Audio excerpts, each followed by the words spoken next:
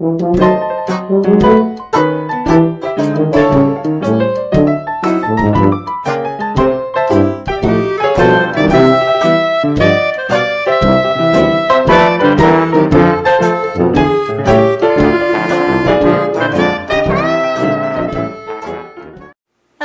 it's Grandmama. Time for another story from a Hometown Scrapbook by Ben Weatherwax. City of Tents. Hello there. Well, it appears that everyone in town who ever thought of building a house is driving nails as fast as he can to get a roof on a new house before the government puts some restrictions on building. New houses are rising everywhere, and in dollars and cents, the community appears to be in its biggest building year in history. Yet, there seems to be plenty of demand for homes, which is not an unusual situation for Grays Harbor. People have been demanding homes ever since Sam Ben cut out his pasture into lots and offered them for sale. And there have been some pretty tight squeezes too, to put roofs over all the residents of the town. But probably none more serious or spectacular than the housing shortage that the harbor went through in 1917 and 1918. Now, if you lived here in those years, you'll remember how the harbor came to life when the country went to war against the Kaiser. Any activity during the so-called war years was nothing compared to the bustle of the community in 1917. Somehow the people of the harbor took the view that it was their own personal war, and they doubled up their fists and rolled up their sleeves and walked right in. Sawmills operated around the clock. Wood was doing a lot of jobs in those days that still does today, and the demand for lumber was terrific. But the biggest boom was in the building of wooden ships. Uncle Sam wanted a bridge of ships built across to France, and after all the steel ships building yards had turned on steam at full blast were working at top capacity, the man with the stars and striped hat turned to wooden ships to give him the volume of tonnage that he was requiring, and 4 shipyards went to work at a lapping, extravagant pace. Now the shipyards had to build up their crews to the size to handle the big orders that were coming in. Before the war, the Lindstrom Yard in Aberdeen and the Matthews Yard in Hoquiam had been about the only firms that specialized in shipbuilding, although Chris Anderson turned out an occasional hull for saltwater trade, and they had limited crews, just enough skilled machinists at the timber bending trade to keep their yards in a comfortable operation. Now they were called on to go to work at full blast with the sky's the limit on orders. John Lindstrom had been killed in an accident down in Oregon, but his yard was pretty well intact, and it had been taken over by 2 organizations following his untimely death.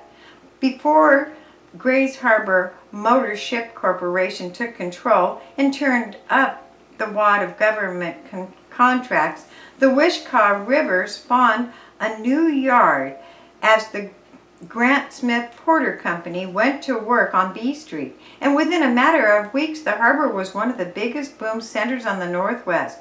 Workmen that included any man who owned a saw or a level were applying for positions in the yards as ship carpenters.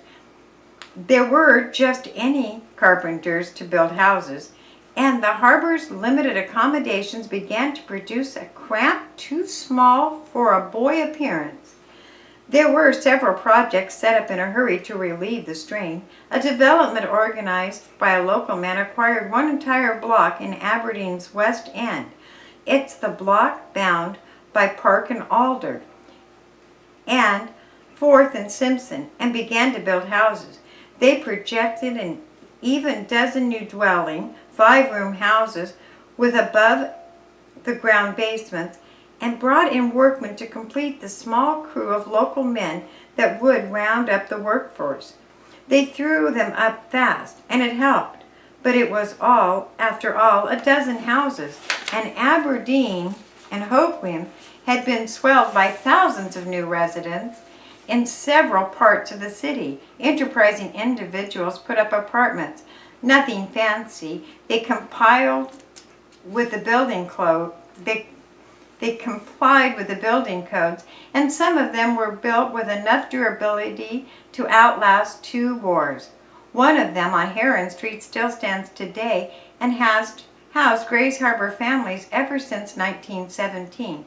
But still, the crush was on, and after a small temporary housing had been constructed in several areas, the management of the Grays Harbor Motor Ship Corporation decided that it was time to do something on a big scale, and to do it quickly if they were going to have the men for the 24-hour operation of the yards that the government wanted. So they planned with the city to have a city of tents. That's right, a tent city right here in Aberdeen. They selected a chunk of ground in the fill portion of the west end, not far from the shipyard, and laid out rows in blocks with streets and sidewalks.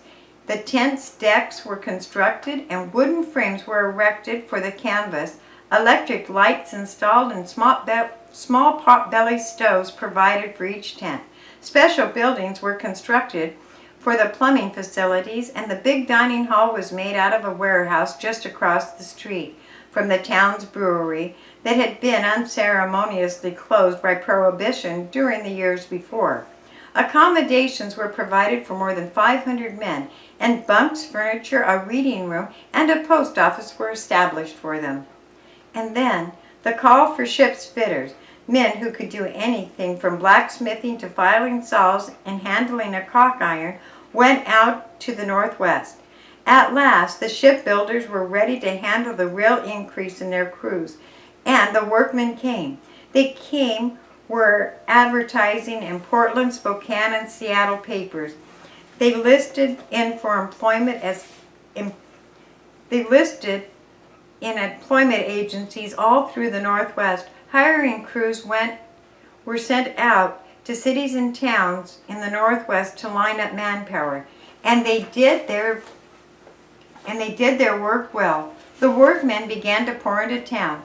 Grays Harbor has seen newcomers on its street in boom years in the early 1890s, but they had never seen anything like this. Almost overnight, the town gained hundreds in population, and the city of tents filled up. At night, the double canvas tops glowed with the light from the little lamps where the men crowded around the stoves and swapped stories. During the day, when the sun beat down on the tent rows, the men sat on the porches and traded stories. For with the shipyard on a 24-hour operating scale, 6 days a week, part of the crews worked nights, and there was always a shift taking it easy in Tent City. To maintain quiet for those who slept during the day, the rows were divided as nearly as possible into shifts, and those who worked the graveyard shift took 1 row, and so on. It was a city of its own. The stores sprang up, and where the men might buy their tobacco and essentials, and on B Street, where the Granite Smith Porter Yard was turning out ships, other stores and other businesses grew up to serve the horde of shipbuilders who filled the night and day with din and hammers and snorting machinery, and who ever so often stopped just long enough to cheer as another completed hull slipped down the way. In Tent City, 500 men made their home and set out each day, except Sunday, to hammer another ship together, and came home each day to their canvas houses. They were cold and damp in the winter, but just what the doctor ordered when the summer of 1918 rolled around. The town took quite an interest in its Tent City, as they called it, and some of the war-working women's groups arranged to provide a reading room with magazines and books, and others took care of social activities at the bachelor's retreat. There was a continuous cribbage tournament and a pinochle club. The checker campaign was crowned during the summer of 1918, and the tent dwellers got more attention than almost any part of the harbor's boom population. The men organized a volunteer fire department, which incidentally was kept busy with pot-belly stoves and canvas as roofs, and made many a speed run to beat out a flaming tent during the chilly nights. Well, to make our story shorter, 500 men lived in Tent City for 1 year before the war to end all wars ground to a temporary halt on Armistice Day. And then almost overnight, as the government canceled its contract for wooden ships, the yards that had boomed around the clock with feverish activity closed their gates and fell silent, and the men moved out of Tent City. The canvases were sold as surplus, the hasty built apartments were emptied, and the area around the shipyards that had been like an anthill for a year and a half became like ghost towns. The empty tent frames were sold for salvage, and such building that has been substantial build and could be used again were put to other uses. There was the grocery store, the big Barney store that had served the workers at the Grant Smith Porter Yard out on B Street. An Aberdeen builder got hold of it and transformed it into a 2-apartment building. There was the Stand today at the corner of 4th Street and B Street, a respectable and pioneer building of a neighborhood. The big dining room where the tent workers ate their meals became a warehouse for wholesale groceries and later for beer. Some of the buildings, such as the club rooms of the tent group, were transformed into living quarters and today turn a domestic face to the town, housing some long-time residents of the city. And little by little, the harbor removed the landmarks of the yard boom until none but the old-timers were able to tell you the stories behind the structures. But if you know your Grays Harbor, if you can take your friends to the landmarks and show them the grocery store, East Aberdeen, that once was the headquarter barracks for the spruce excursion troops with the green hat cords who worked the logging camps, the harbor during World War I, you can pick that block of cases and shipbuilding to help house the growing population of 1917. Though this time many owners in many years have changed the houses so that it is not easy to distinguish the similarity of plan and material that once had been part of the most important uniform rows of dwellings in the city. You can even pick out here that there's a building from the city's emergency housing projects that were moved to new sites and converted to modern dwellings in the 1920s. And the chances are quite good that their occupants know little or nothing of the story behind the house they live in. Yes, the harbor is having itself a housing boom right now, but it is doubtful if anything short of a full-fledged oil boom could bring the influx of newcomers to the streets of the cities that flocked in when the shipyards went to a round-the-clock schedule to meet the needs for the wartime meccas for workers for all over the Pacific Northwest.